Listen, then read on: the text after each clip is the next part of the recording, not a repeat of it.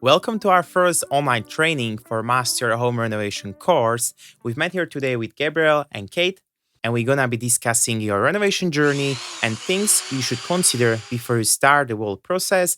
And we'll be sharing some experience and expertise we have from years of doing renovations all around the UK.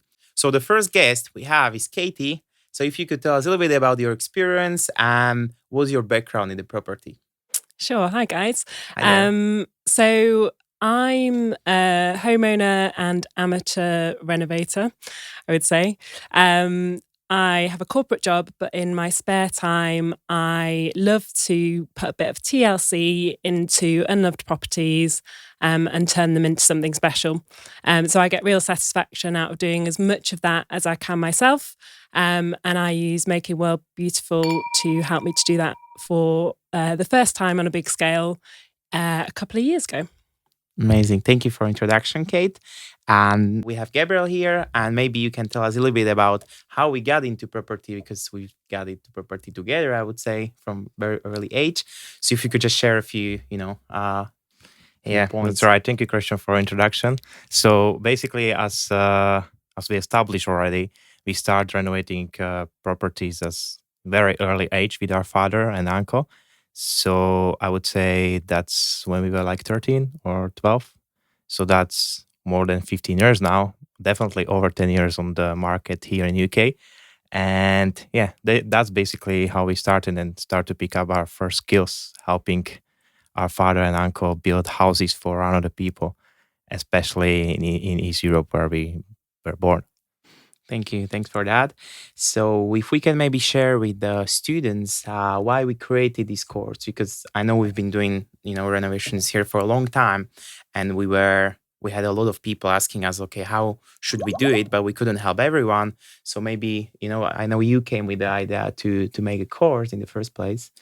Yeah, that's right. So basically, whole idea to create a course was mainly to pass our know-how to people who do want to renovate or they want to achieve their dream home renovation, I would say. And also we see on the market, especially now, there is huge deficit of what I think very good and enthusiastic people into the building. So good quality people who really care about depth of the building, I would say, of and also renovation in apartments. So yeah, so mainly the first reason is to pass that knowledge so people can do most of their work themselves or improve it at least themselves. And also the second part is just to pass the craft so people can also learn new skills and yeah, have a fun along. Yeah, that's great. Okay, thank you, Gabriel, for explaining why we started the course. And I think we can jump into our first point where we're going to be discussing the main points you should consider when starting renovation or when you're thinking about the designing and the whole process and to do it yourself or to hire someone to help you with that. So I think we can jump to Katie. You bought a house a couple of years ago, right? Yeah, it was 3 or 4 years ago now. All right. So, and what were the main things you considered when you were buying the property and qualities you were looking for?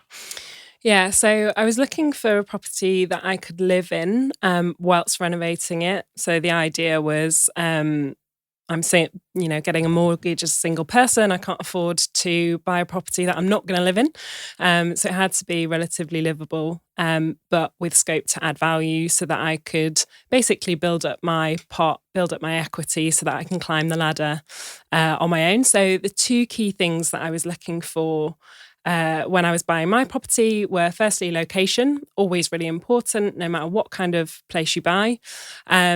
And my kind of criteria there were looking for somewhere popular. But I chose a road within a really popular area that I knew still had some development to come. Mhm. So it was kind of bordering a really expensive area. And there was lots kind of coming in the pipeline. So some new developments with workplace and housing and amenities, leisure, things like that. So I could see that the area would probably outperform any changes in market dynamics. So if the Mhm. market took a dip, I knew it was pretty safe location wise. And then the second thing that I looked for was really something that was going to be economical to add value to. So I was looking for something that needed more of a facelift than a complete gutting.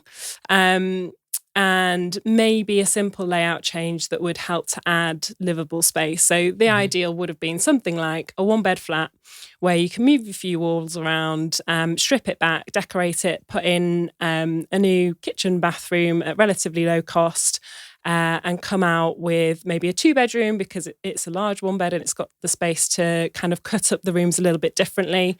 That was the dream. What I ended up with was a very much complete doer-upper, strip it right back to the brick, and gut everything and do it again. But that's originally what I set out to look for. Okay, that's very interesting. So was that why you decided to renovate your property? What was your like main goal? Why you did that? Yeah, with the property I ended up with, the goal was very much make it livable. Okay. When you have to shower at the office and the gym, Wow. that's when you know you really need to put some work in. But still, I always had in mind that I wanted to add value to the property. And that was my primary objective. My secondary objective was to create something where I could actually rent a room and have a lodger come in, because I knew I wanted to live in that for a period of time. So I had sort of 2 different objectives that I was working towards. That's nice. So I think you've managed to do it, right? You mentioned just previously that you've completed it and you have a lodger living in the Yes, so property. I have a lovely, very livable property, thankfully. We did a really nice job. And then, yeah, I've got a lodger, and that covers quite a big chunk of my mortgage because I bought it for a relatively low amount to the area. Yeah. Put in And a thanks to the chunk of condition, money. probably, right, that it was before. Like, Yeah, exactly. It was, like an old lady had lived in there for many years, hadn't touched it since maybe the 60s or something like that. Wow. And there was an awful lot that needed doing to it. Yeah. You mentioned, I think, at the start that there wasn't a kitchen or there wasn't a bathroom. Or There was both a kitchen and a bathroom. The bathroom the shower was not that functional. There was a risk that if I was to use it, it could have leaked to downstairs, which Wow, I okay. obviously didn't want to happen. There was a lovely wallpapered shower cubicle with a Perspex Yeah. screen over it rather than tiled. Yeah, it was definitely in the you could see that in 60s they didn't really care about comfort, right? They were Yeah. care about having the space to live in. But what you did there with basically reclaiming old stock in London, I quite like that. I would encourage everyone to do that because it was very very nice journey. Okay, Katie. So once you've bought your property and you've seen that it needs a lot of renovating to make it livable, you've been standing in front of the choice, which I believe a lot of people are, whether you should start looking for, I don't know, architect, designers, builders. You have to make a choice to find someone who will help you to put that property together. So what was your main kind of process, or how did you start looking into this? Yeah, so I was really conscious that London is notoriously full of cowboy builders. So I was really careful to go through recommendations. But initially, I was looking at recommended builders kind of directly and hoping that they would be able to help me to figure it all out myself. Now, when you start having conversations with builders, you find that they're very much about the job at hand, and not so much the process that you need to go through. So when I found Making World Beautiful and Gabriel came along and gave a lot of insight into the process as well, I found that that was really helpful. So everything was through recommendations, but I think there was a real difference of finding a company who have experience of the end-to-end process and not just the actual labour part of putting in the plumbing or the electrics or the Yeah. kitchen. I think that's how we started at the start, right? When we started doing renovations, we were just focusing on that part. And then so many people had the same issue like you have, that, you cannot start renovating without having the like proper preparation plans, designs. And then basically that's how we started doing whole process before. And now I would say the process before takes sometimes even longer than the actual renovation, right? Well, I would say definitely process before is the more you invest into that, into preparation, it's better. It's better when you are building. It's like it's always better to invest as much time as possible to preparation, go over and over and over. I think you save so many kind of time mistakes if you prepare everything properly before and you see it on the paper, in ideally in 3D designs, and then you can pretty much pick and choose what you want to change before it actually starts. Yeah, So I think yeah, and that's especially because when you have it on the paper or in the computer, it's very easy to change, shift the stuff, which is very much not the reality in when you already done the stuff because you have to go backwards, and that's very often very expensive and painful. So I think this leads us to the next point that I actually wanted to ask you. So when customers come to us first time, like you were looking for us or you were looking for builders or for someone who will do it all together, and then you came to us and you are the person in our company who pretty much deals with this. So when customers come to us, what's the pretty much the first step you do with them? What, when they have your, like when they call you first time, what do you tell them, and what are the main things they should consider before they start the process? So I would say this very much vary on the customer. So when I met with Katie, that was when we met in her property that time, and the main I would say objective which I would want to see in each client is we want to see what's the final goal of the property. So for example, Katie, she wanted to make sure that she can update this place and also layout, ideally to much more efficient layout. So we have to establish what's the final goal of the renovation because well it's very important. I would say it's one of the most important thing to think how you want to live your lifestyle in that property and what are your habits in this property because as we mentioned just now it's very hard once property is refurbished to go back and change something because it's very expensive. So the first thing which I'm always trying to find out is okay, so what's your final goal with the property and for how long is that goal set, and that's very much the first thing. Once I have a goal with the client, we trying to just break it down back to the start, so we always go backwards. So this is a goal, okay, what do we need for that goal and how much do we need to prepare for that goal, for example, how much time do we have for this goal, and then we try to extract it, or not extract it but package it all into one process Mhm. of renovation. That's very well said. Thank you. So we can go back to Katie. And when you were looking basically for builder, you contacted us as well as other builders. And I believe you received many different quotes, many different, maybe you could compare the builders and you had maybe different thoughts about them. So how did you decide? What were your main kind of things you made you decide to choose, let's say, us? So there were huge variances between the different builders that I saw, from the quotes, which varied by over 100%. Hmm. Obviously, the spend is always going to be an important part of your decision.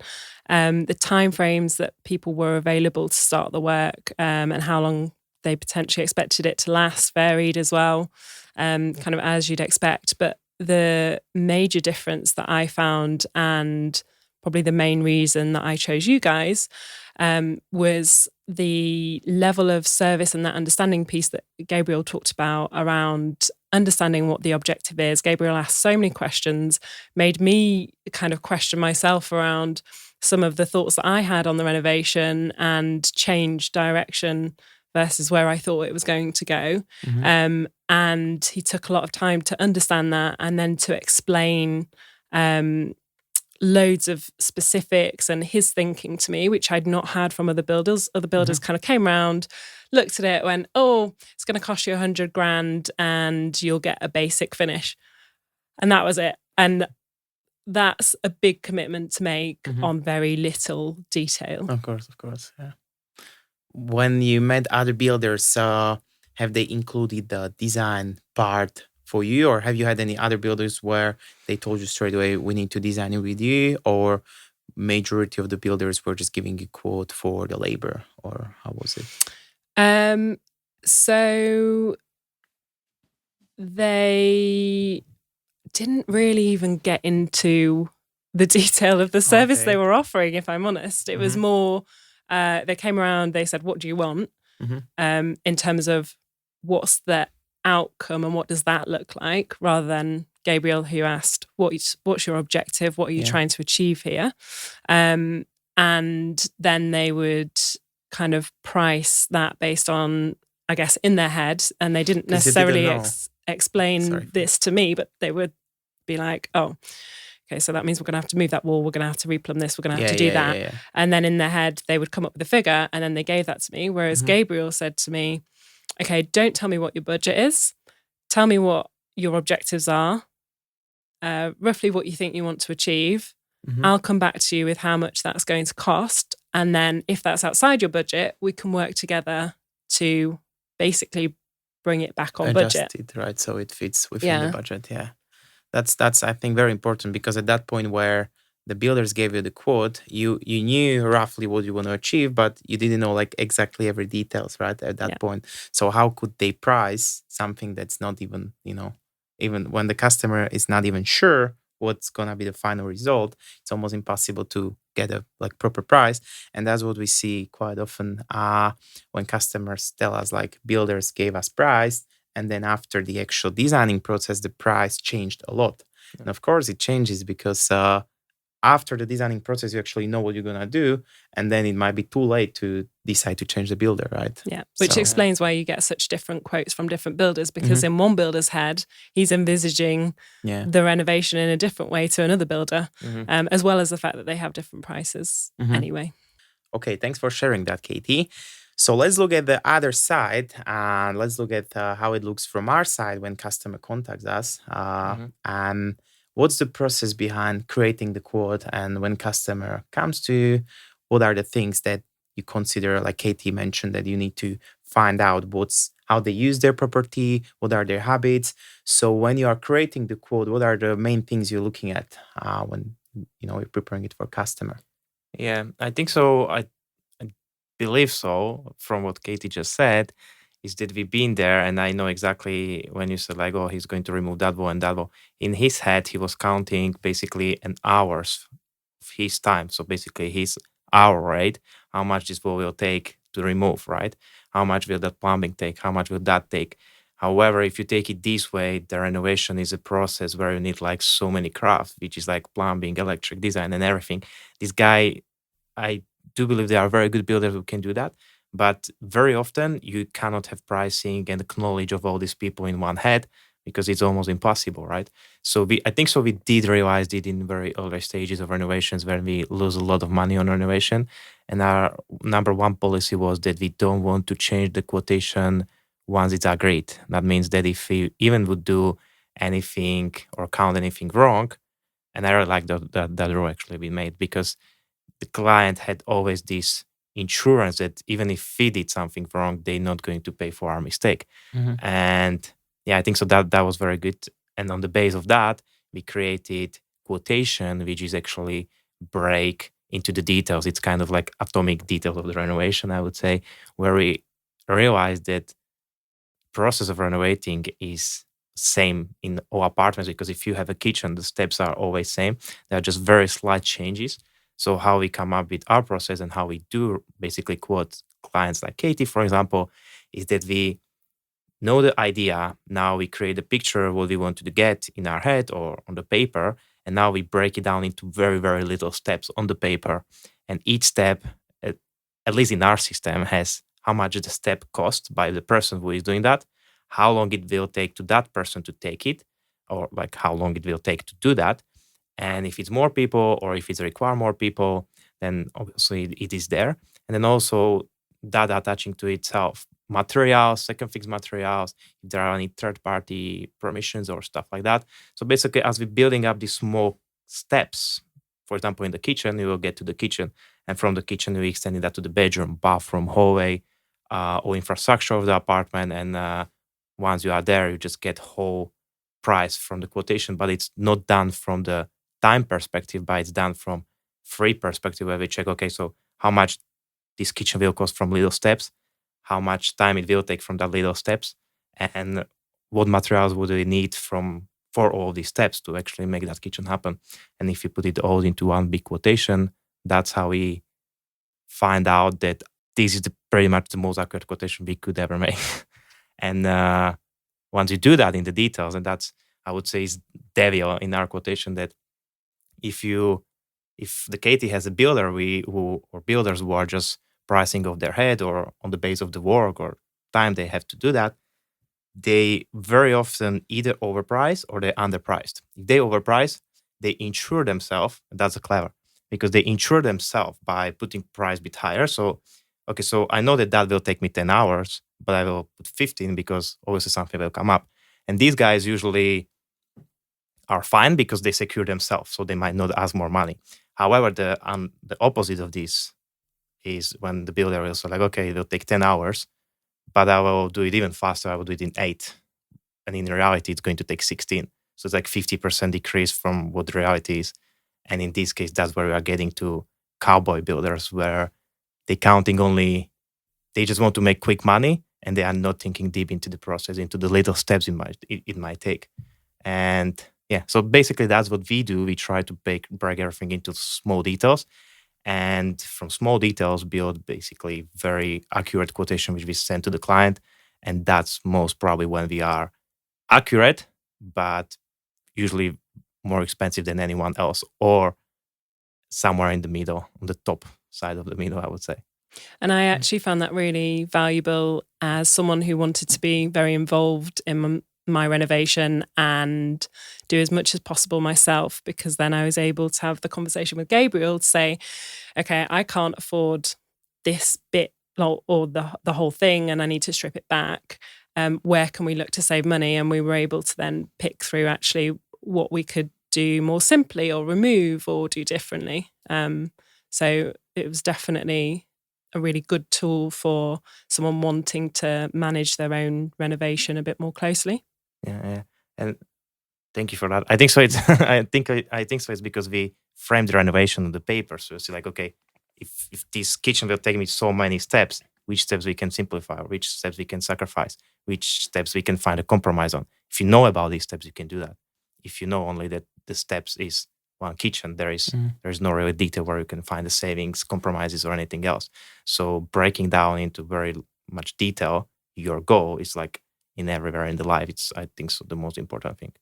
Yeah, I think we shared this like our quote template also in the course, and you can see there how detailed it is. Because we've been every time when we send a quote to customer, and after the project we review that, and we could see like, okay, we missed that, we missed that, we missed that, and we added it, and now like the quote is like really long, but we can prepare it in very short time because we have like a checklist and we go so you go through every single point when you quote for customer, right?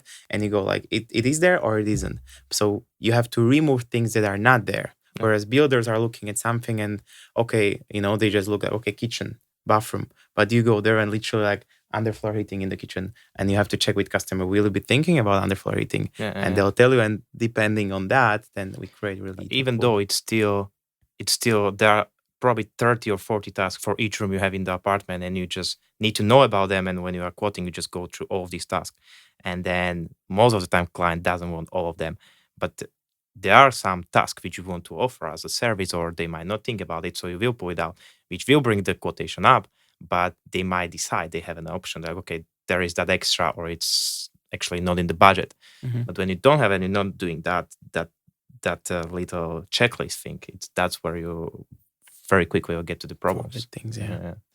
Okay, so I think we can move to next step once customers have the quote from the builder, they have designs, and there is a next step which they have to go through, which are third-party companies, right? For example, building control, structure engineers. So, what are the main, I would say, uh, third-party companies that we usually deal with on the projects?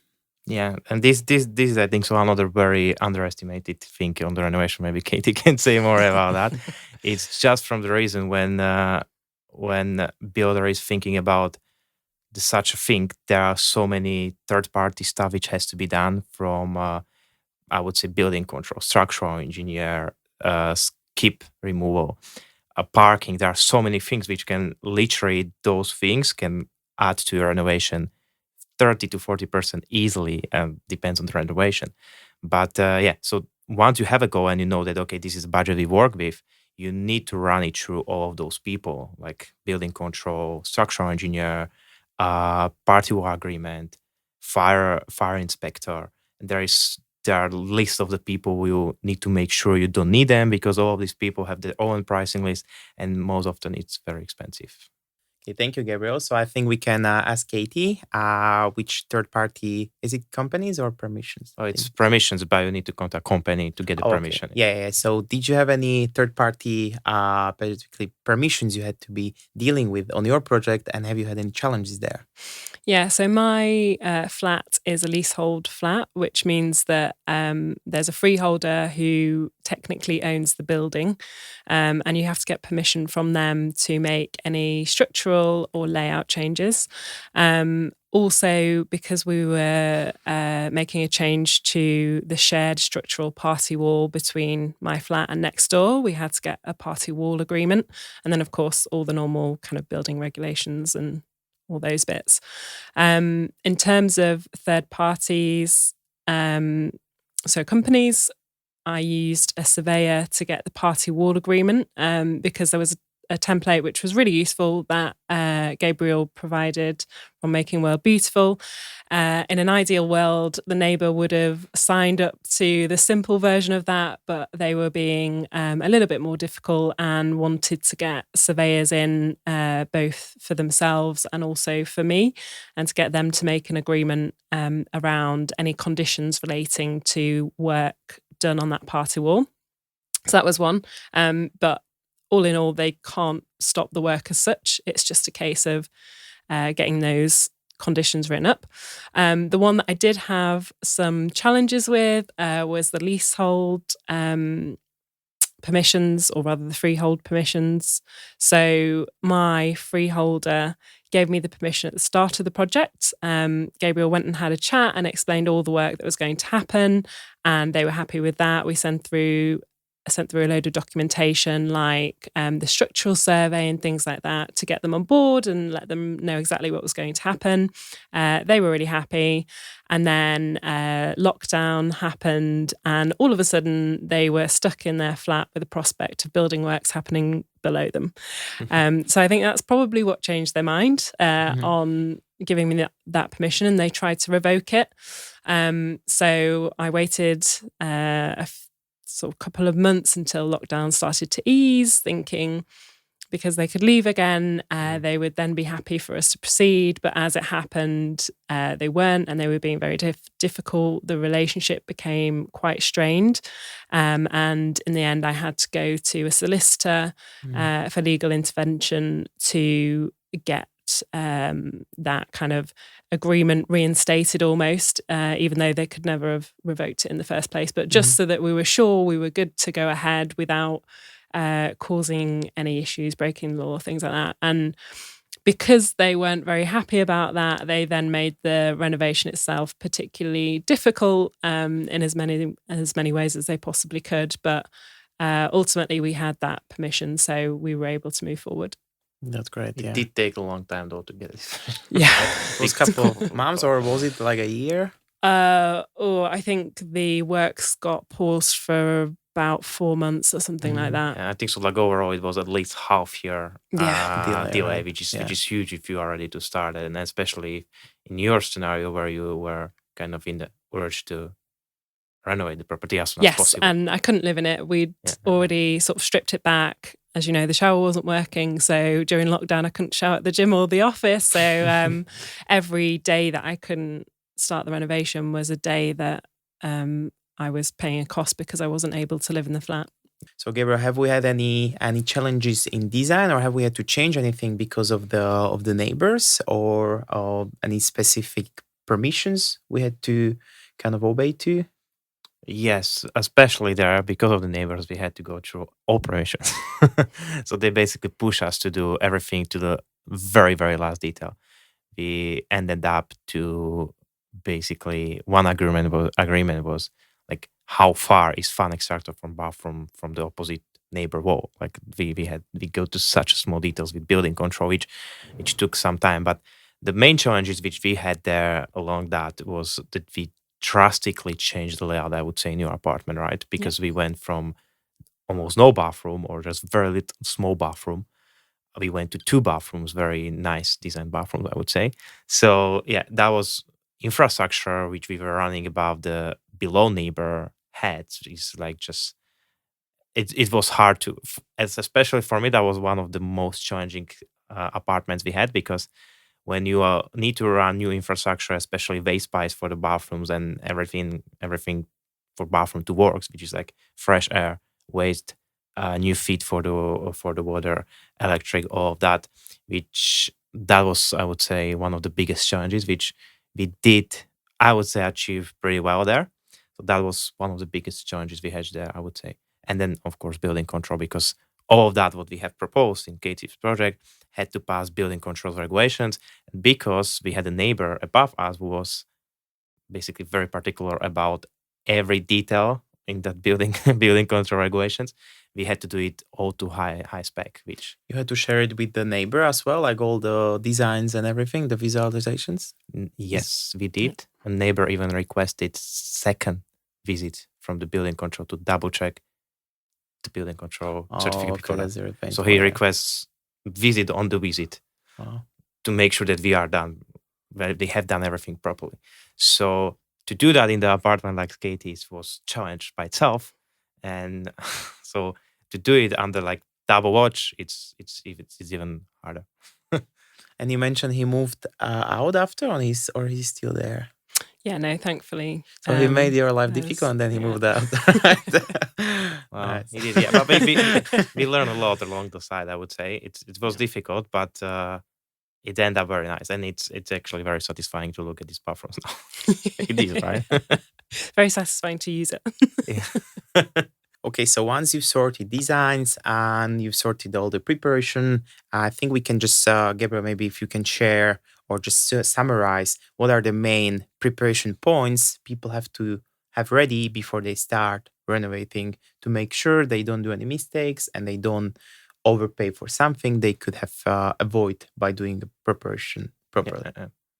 So as we mentioned here already, I think so the most important thing is set your goal because it's very hard to go back as we discussed once everything is renovated. We also mentioned that find a good builder. It's not that we saying that builder is to get the builder is bad or you should get design company or design build company. Design the builder is very important and one of the most important parts. So you have to get very good builder. And what next is again make sure that you extract all your goal and you extract all the small works which you need to do, which will give you how long it will take, what you need for that, and then try to project how long and it will take and put it into the week so you know exactly what week is what's happening. And that's especially very important for the materials, delivery of the materials, and making sure that your renovation goes as planned. So to summarize it, definitely set the goal, find very good quality builder, set a list of your works, timeline of your project, day to day, literally day to day, weekends off, ideally. And then last thing, which I would say was, yeah, I would say that's pretty much all. Yeah, thank you for sharing that. We're talking about all these points in the course. So once you join, you'll be able to see all the steps. Gabriel is going through them. I was sharing all the details, how we prepare the project. So I think you can learn a lot in there. Okay, so back to you, Katie. Did you have any specific challenges in these steps? So talking about looking for builders, design, list of works, and third-party companies. Maybe if you can share something, some challenges you had and that you would recommend to people to prepare for them. So, because I had the structure and rigor that Gabriel's just talked about around the plans from Making World Beautiful and all the templates and things that you guys use, I didn't face any challenges aside from the permissions ones that we've already talked about during the rest of the renovation, really. Everything was so well planned in advance that if it came to needing to be flexible during the renovation, make a change or a different decision, we had everything set out up front. So it was quite easy to make those decisions and to see the impact of that. So, for example, schedule of works included interdependencies with between the different trades. So we knew that, I don't know, if the electrics were going to take longer, then the tiling couldn't start until a bit later, and we could make decisions on if we wanted to get it back on track, how to trim time, or would we let it run. And then things like sourcing materials. I had, for the ones I was responsible for, a big spreadsheet of all my different options prepared well in advance of the project even starting. And that meant that I could really quickly, when Gabriel called up and said, really sorry, but this toilet isn't going to fit, I could then look at my sheet, look at the different options that I'd already run through, find something that was in budget, that would fit, and that was in keeping with what I was trying to achieve. That's nice. Yeah, you've done a really nice preparation before, and trying to help you as much as Yeah, well, possible. that was one of the best preparation probably from the plan. We didn't start to use your preparation as a template. You shouldn't have said that. I mean, No, but you were very straightforward and you were very clear with what kind of the finish is and what your preference is, and that's very very important because eventually you as a client or person who is renovating needs to know what they want, right? We can help them with like layout and infrastructure, but essentially it's you who living in the property or the person who is renovating, and they need to do it to their needs. if I remember already, your mood board was really detailed and really nicely prepared. So you've done your homework at the start, so it was really easy to work with you. Yeah, and I think you always have to be flexible during the process, but having that clear goal in mind of what you're trying to achieve and a view of what you want it to look like at the end, having all of that up front helps to guide you through the process so you can be flexible, make fast decisions, and be efficient when you do need to change. Thanks for sharing that, Katie. So I think we can start wrapping up slowly.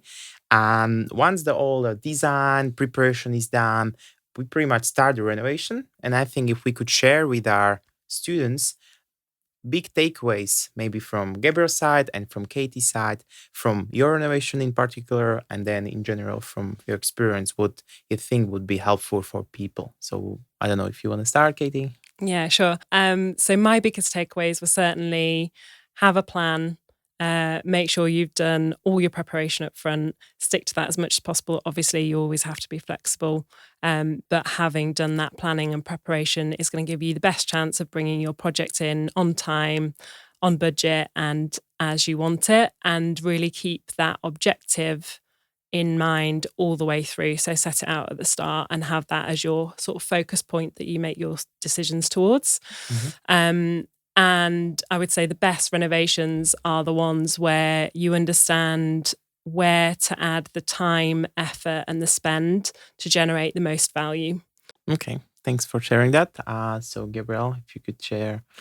Yeah, I think so. I will just put on top of what Katie said, that preparation is one of the main keys I learned from the years, that it's all about preparation, preparation, preparation. It's very easy to, as I said, it's very easy to change design or create new design, compare designs on the paper, in the computer, or on the pictures. Whereas once you are there in the renovation, where you are playing against the time, against your money, and you just need to be, you need to know exactly what you are doing in each step, and preparation will very much give you that.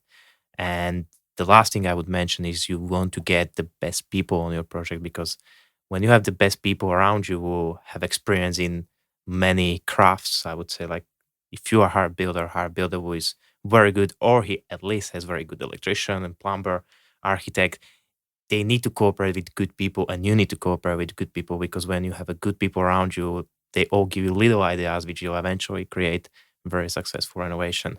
So that will be two main points: very good people, and again, preparation. Thank you, Gabriel, for your insight. So, if this was helpful and you are really serious about your renovation, then you can join our course. We are discussing everything from preparation through renovation, through the final process, all the templates and checklists you need. So, if you are serious and you want to start, then join us. You can just click on the link below, and we can't wait to have you on board. Thank you, Gabriel and Katie, for joining us today. You're welcome. Thank you.